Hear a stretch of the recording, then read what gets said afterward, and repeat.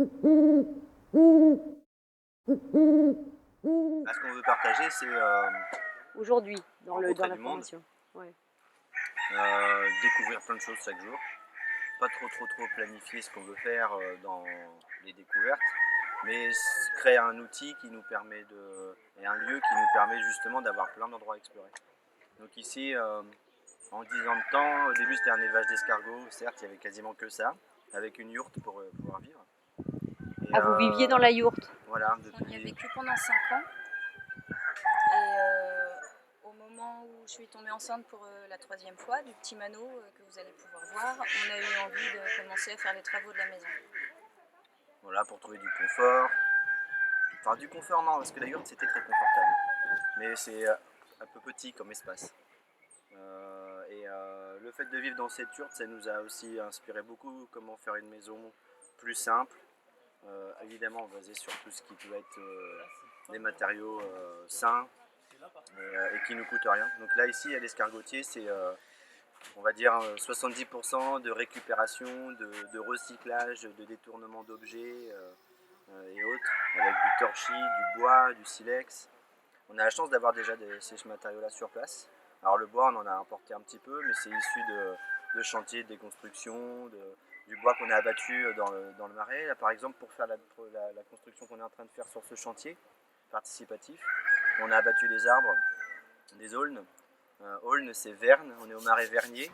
Et si on regarde les maisons, ils ne sont pas faites trop avec ces bois-là, parce qu'évidemment, on a des ressources qui sont plus solides, plus durables.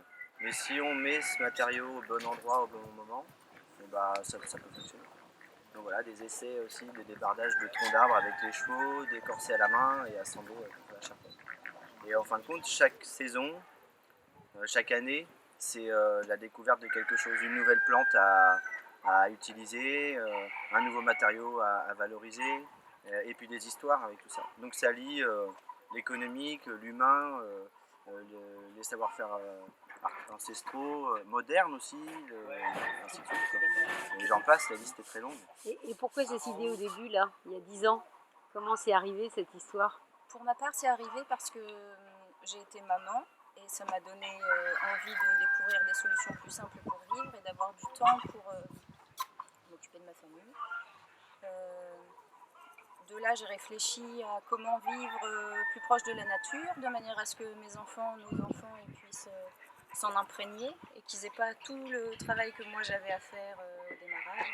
Certes, j'ai grandi dans une famille d'agriculteurs, mais même les agriculteurs, ils se trompent, je trouve, parfois sur l'utilisation de certains produits. Donc, oui, voilà, j'ai eu envie de réapprendre comment est-ce qu'on vivait avant avec l'utilisation des ressources proches, sans être obligé d'aller acheter tout plein de matériaux, de denrées. Voilà, c'est le démarrage de ça. Après, il y a eu l'allaitement, vraiment utiliser la ressource. Voilà. Faire avec ce qui est à côté de nous.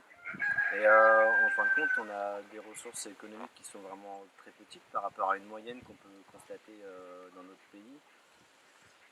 Mais on a une richesse énorme du fait qu'on arrive à valoriser plein de choses autour de nous. On a aussi un réseau humain autour de nous, plein de gens qui voient l'aventure qu'on est en train de vivre et qui sont disponibles. Là, il y a le voisin à côté qui fait un peu de bière qui nous a ramené une caisse pour le chantier, le voisin d'à côté qui a ramené 2 pioches parce qu'il voyait qu'on était pas mal, il fallait des outils pour bricoler, mais c'est là des attentions comme ça. Donc c'est pas vivre en autarcie sur ce lieu, mais vraiment créer toute une énergie avec plein d'autres personnes. Et c'est l'histoire qu'on est en train de vivre, ça stimule plein de gens à venir voir, à observer et à partager.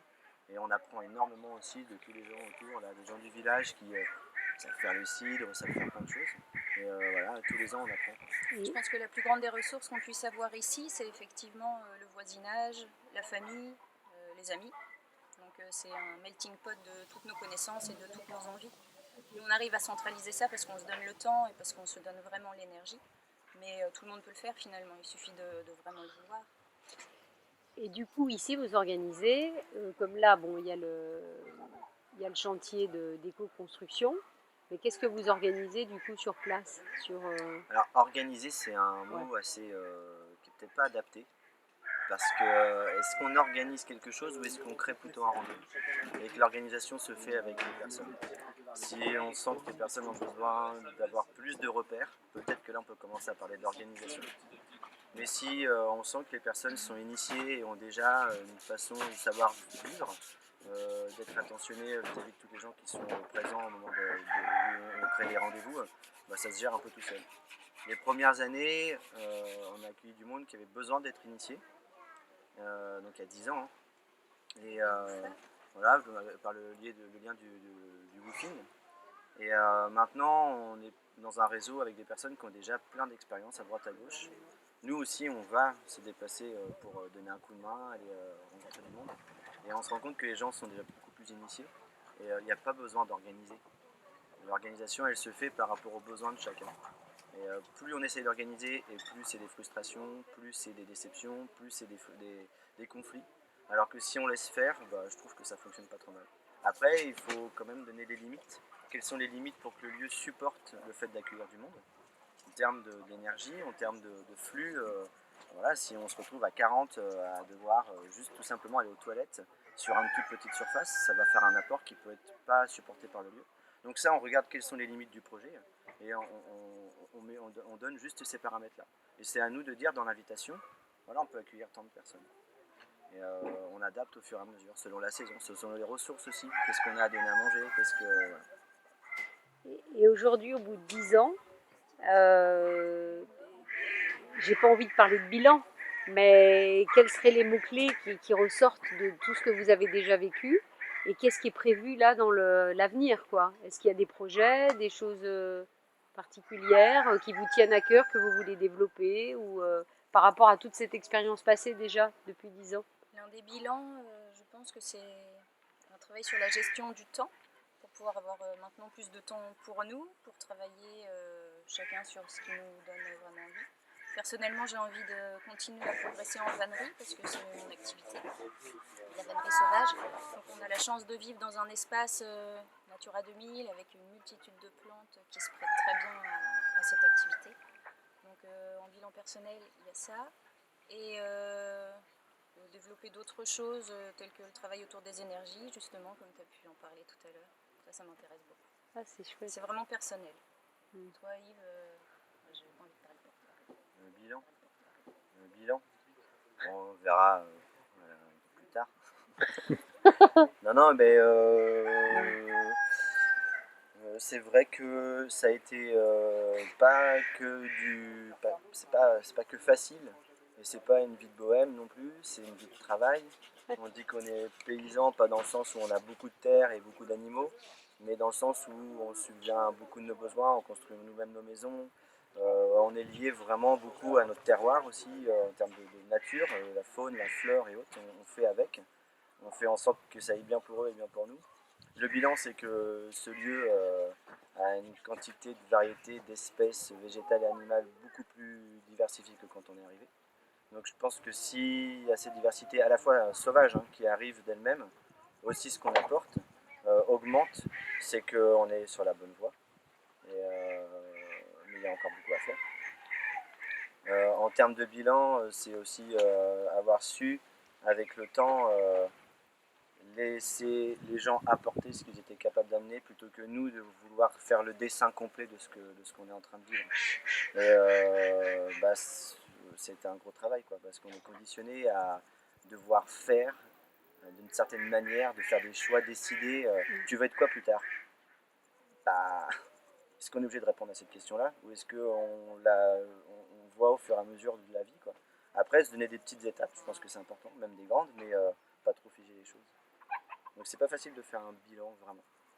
En termes d'étapes, on a choisi d'élever nos enfants en famille, donc de faire l'instruction en famille. Ça, c'était une étape de vie aussi qu'on continue là, encore pendant quelques années, jusqu'à ce qu'ils décident d'y retourner. Mais ça nous a beaucoup appris aussi, sur le fait de gérer la patience, de gérer aussi le désir d'apprendre des enfants, et de travailler avec ça plutôt que de vouloir jouer à la maîtresse ou au maître, d'inculquer, juste d'utiliser la motivation de chacun. En termes de bilan, on peut peut-être dire aussi qu'on est un peu des Indiens dans ce monde.